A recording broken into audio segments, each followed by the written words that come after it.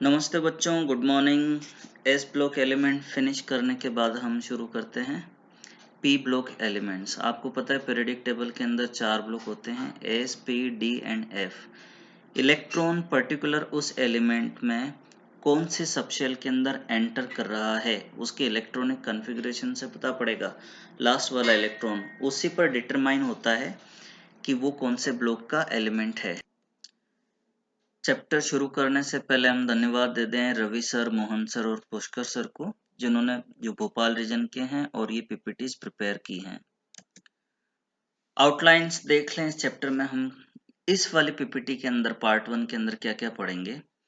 General properties of P block elements, general trends in periodic properties of P block elements and anomalous behaviour of P block elements. Introduction of p block elements. P block elements are those in which last electron enters in p subshell.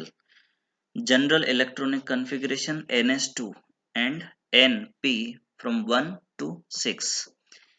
P block lies from group 13 to 18 in periodic table, and P block have metals, non-metals and metalloids. Only this group possesses all the three category of elements.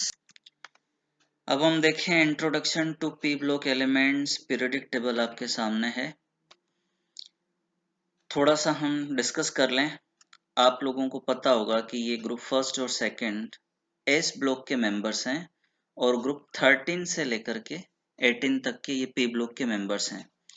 और आपको ये पता है कि जैसे boron है उसका electronic configuration क्या है, एटॉमिक नंबर 5 है, 1s2 2s2 2p1, केवल 2 शेल हैं और ये सेकंड पीरियड का मेंबर है। आपको ये पता होना चाहिए कि ये जो सेकंड पीरियड है इसके अंदर जितने भी ये मेंबर्स हैं इन सबके पास में 2 शेल्स ही होगी, और जो थर्ड पीरियड है उसमें जितने भी मेंबर्स हैं उनके पास में 3 शेल्स होगी। तो जैसे जैसे आप ऊपर से नीचे मूव करोगे तो जैसे जैसे पीरियड नंबर इंक्रीज होगा नंबर ऑफ शेल्स भी इंक्रीज होती जाएगी। फिर हम वापस इधर आते हैं, इसका कॉन्फ़िगरेशन 2p1, इसका 2p2, 2p3, 2p4, 2p5 and 2p6। जैसे 2p6 कंप्लीट होता है मतलब सेकेंड शेल कंप्लीट हो गई। अब जो नेक्स्ट इलेक्ट्रॉन है वो थर्ड शेल में जाता है। तो सोडियम, आपको पता है इलेक्ट्रॉनिक कॉन्फ़िगरेशन एटॉमिक नंबर 11 है, तो इसका कॉन्फ़िगरेशन 281 या यूं कह दीजिए 1s2 2s2 2p6 3s1। ठीक है, फिर आगे बढ़ोगे मैग्नीशियम के अंदर 3s2 हो जाएगा। फिर यहाँ पर 3s2 कंप्लीट होने के बाद नेक्स्ट इलेक्ट्रॉन 3p1 के अंदर जाएगा। पहला जो इलेक्ट्रॉन आया है इसके अंदर, सॉरी पहला नहीं, लास्ट इलेक्ट्रॉन एल्यूमिनियम का, तो p सबशेल के अंदर पहला इलेक्ट्रॉन है इसके लिए। फिर सिलिकॉन के लिए P2, फिर फास्फोरस के लिए P3, सल्फर के लिए P4, क्लोरीन के लिए P5 और आर्गन के लिए P6। इस तरह से ये स्टेप आगे बढ़ता चला जाता है। अब आपको ये पता होना चाहिए कि ये जो हीलियम है इसके पास में p सबशेल तो होती नहीं है, इसका कॉन्फ़िगरेशन 1s2 होता है, एक ही शेल है वो कंप्लीटली फिल्ड है। लेकिन इसकी सारी प्रॉपर्टीज ये जो बाकी के नोबेल गैसेस हैं उनसे रेसेम्बलेंस शो करती है। इसी वजह से इसको पी ब्लॉक के मेंबर की फॉर्म में और ग्रुप 18 है उसका फर्स्ट मेंबर की फॉर्म में इसको स्टडी की जाती है। आपकी ये जो 11th क्लास है इसके अंदर सिलेबस में केवल ग्रुप 13 और 14 का ही पार्ट है। ग्रुप 15 से लेकर के आगे वाला पार्ट आप 12th क्लास के अंदर पढ़ोगे। अब एक खास बात आपको बता दूं, अकेला ये पी ब्लॉक ऐसा है जिसके अंदर मेटल्स, नॉन मेटल्स और मेटेलॉइड्स तीनों आते हैं।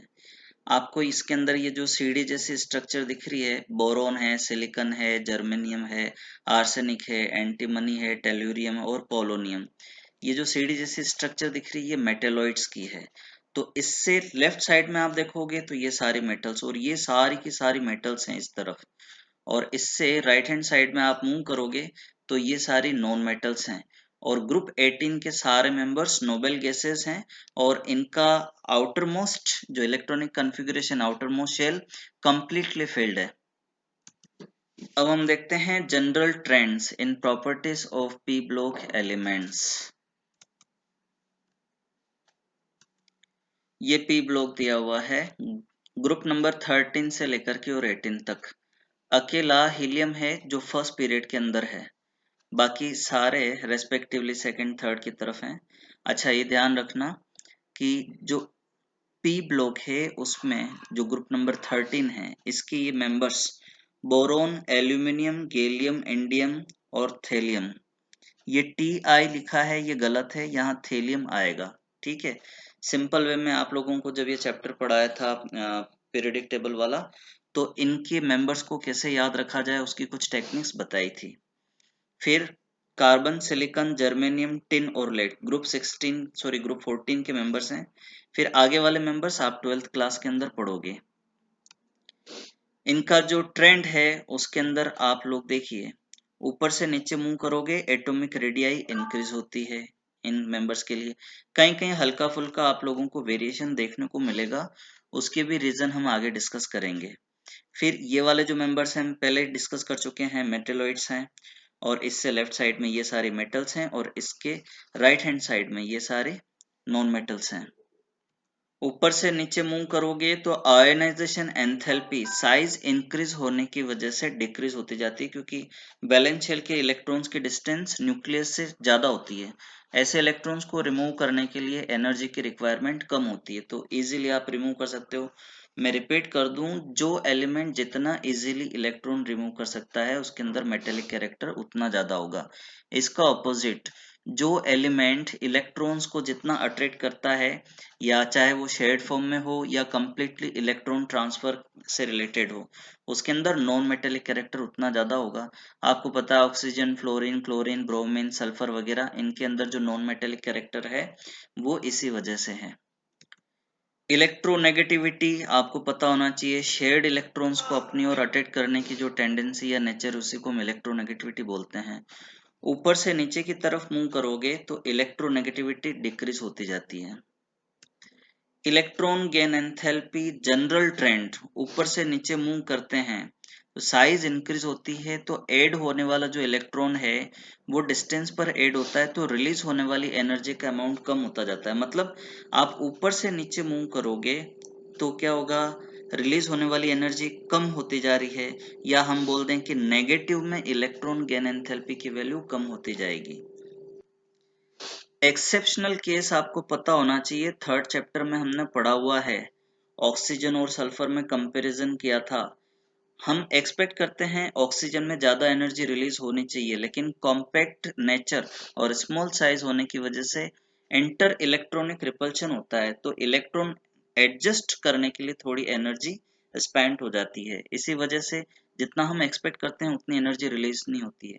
सेम केस फ्लोरीन के लिए भी है, लेकिन फिर आगे की तरफ आप मूव करोगे तो क्या होगा, साइज इंक्रीज होती जाती है, वहां पर कॉम्पैक्ट नेचर नहीं होती है, इलेक्ट्रॉन कंपैरेटिवली इजीली एडजस्ट हो जाता है, लेकिन जो जितना डिस्टेंस पर होगा एनर्जी जो रिलीज होती है वो उतनी कम होती जाएगी। मतलब अब आप केवल जैसे इस ग्रुप के अंदर फ्लोरीन को छोड़ दो, तो इन सब में अगर आप कंपैरिजन करोगे तो इलेक्ट्रॉन गेन एंथैल्पी की वैल्यू क्लोरीन के लिए सबसे ज्यादा है, फिर ब्रोमीन, फिर आयोडीन और फिर एस्टेटिन। ऐसा का ऐसा ग्रुप 16 के अंदर आप देखोगे तो सल्फर के लिए सबसे ज्यादा है, फिर सेलेनियम, फिर टेलुरियम, फिर पोलोनियम। ठीक है, यहाँ पर ऐसी बात इसलिए नहीं आती है क्योंकि नंबर ऑफ इलेक्ट्रॉन्स कम होते हैं, बोरोन है, कार्बन है, नाइट्रोजन है, रेस्पेक्टिवली इनकी जो पी सबशेल है उसके अंदर इलेक्ट्रॉन्स 1, 2 एंड 3 होते हैं, जबकि आगे की तरफ नंबर ऑफ इलेक्ट्रॉन्स ज्यादा होते हैं तो रिपल्शन ज्यादा होता है। अब इनके जो एटॉमिक नंबर हैं साथ में दिए हुए हैं, बोरोन का 5, एल्यूमिनियम का 13, गैलियम का 31, इंडियम का 49, थैलियम का 81। अगर आपको ये याद है तो आगे वाले मेंबर्स के एटॉमिक नंबर याद रखने की जरूरत नहीं है, मूव करोगे तो वन बाय वन आप इंक्रीज करते चले जाओ। अच्छा, ये इसमें लिखा है जैसे ग्रुप 17, ये हेलोजन हैं, इनको हम हेलोजन बोलते हैं, ये नोबेल गैस हैं, और जो ग्रुप 16 है उनको हम चैल्कोजन बोलते हैं। अभी इस वीडियो में हम इतना ही रहने देते हैं, बाकी का नेक्स्ट वाले वीडियो के अंदर पढ़ेंगे। आप लोग जितने भी वीडियो के लिंक अपलोड किए जाते हैं तो उन सब के अंदर आपको अपनी अटेंडेंस देनी है।